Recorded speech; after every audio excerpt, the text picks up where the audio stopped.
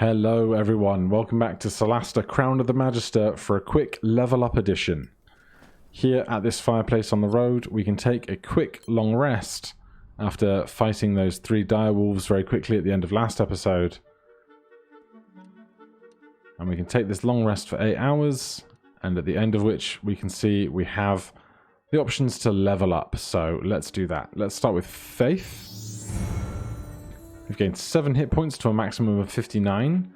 We get 1 spellcasting, 1 spell to select, unlocked class features, ability score choice. So we can take our ability scores up or pick a bonus feat. I imagine we're going to put our dexterity up to 20 rather than taking a feat.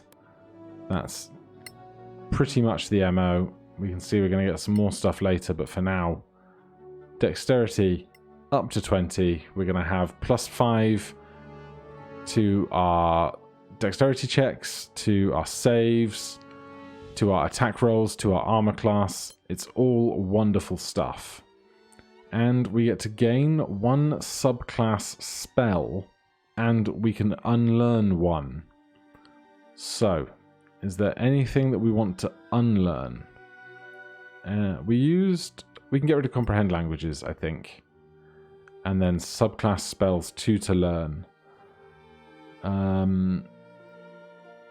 Well, mage armor we definitely don't need because we wear armor. Protect versus evil and good, I really don't think we're going to utilize. Color spray, luminous cone a luminous cone, I think, that briefly blinds your enemies. Ray of enfeeblement. Creatures with strength weapons do half damage. Blindness. There's a constitution saving throw. Unfortunately, our saving throw value is not very high. That's part of the problem we have. Invisibility, though. We'll take that. That could be useful for our increased stealthing, especially now that we have unlimited spider climb with our cloak. And let's take color spray. Why not? Right, Pastel, what have you got going on? We've gained another 4th level spell slot, and our ability score choice has gone up.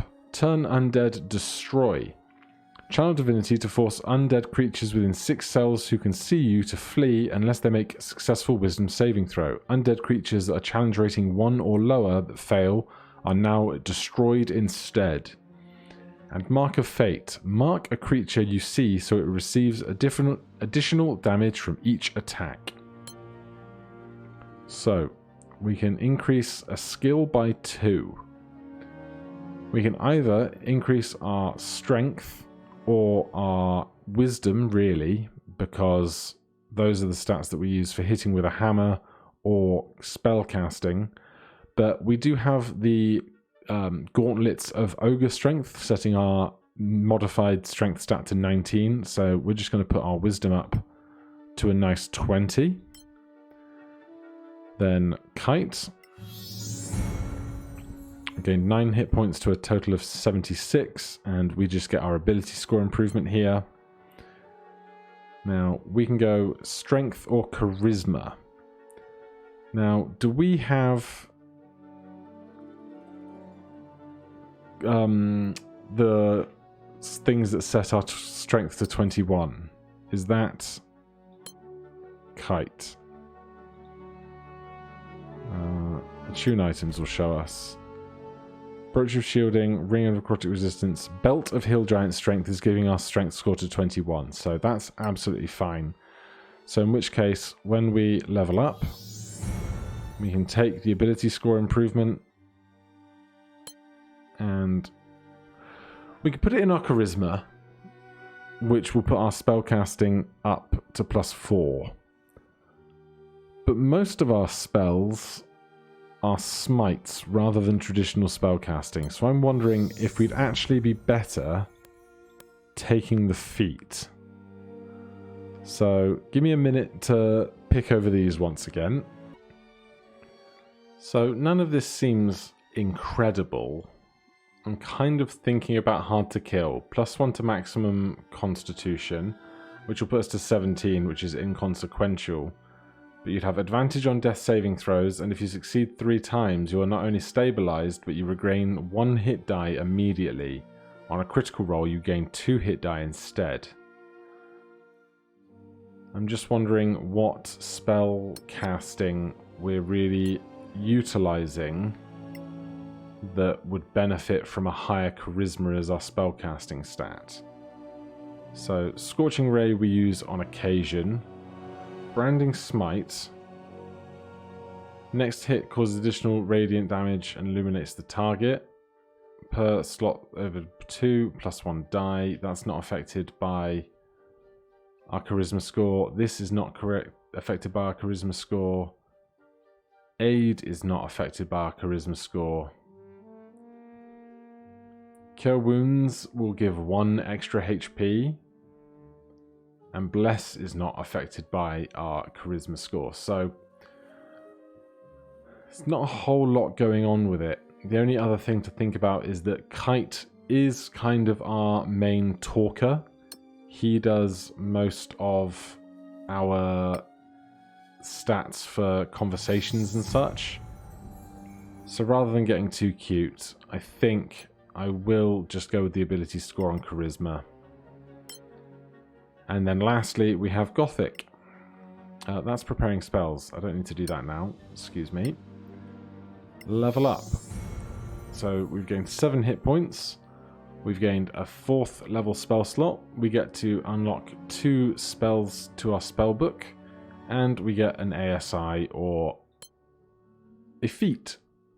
And for us as a wizard, our spell attack modifier and our saving throw difficulty is very important.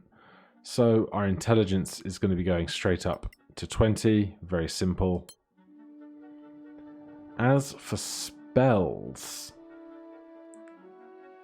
these are a selection of 2 to put into our spell book, not to learn, not to have prepared immediately. Must remember that bit.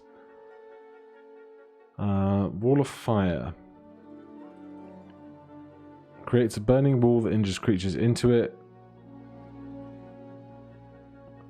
Ice Storm just deals with concentration. Blight is 8d8 necrotic damage, or save for half.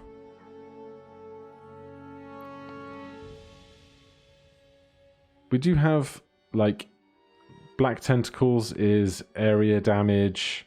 Fireball is area damage. Lightning Bolt is a line of damage. Sleet Storm... Oh, Sleet Storm is the one that makes you do checks. Ice Storm, 2d8 bludgeoning damage plus 4d6 ice damage. Area slows those that walk through it. But I really think I might take Knock for all of the doors that we failed to pick. Chests that we failed to pick. We can go back and add those later. Otherwise, do I see anything that we really, really want?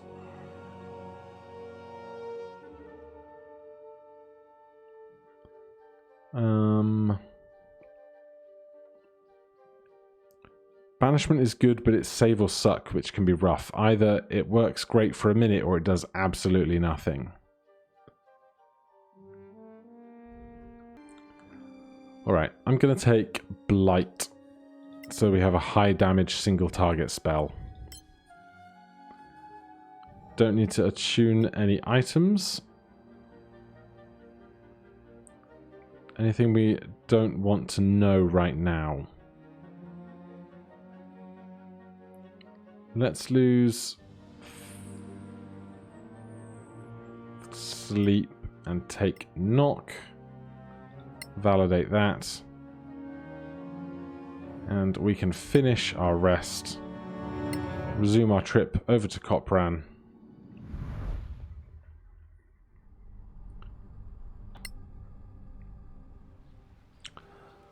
Alright, we've returned to Copran.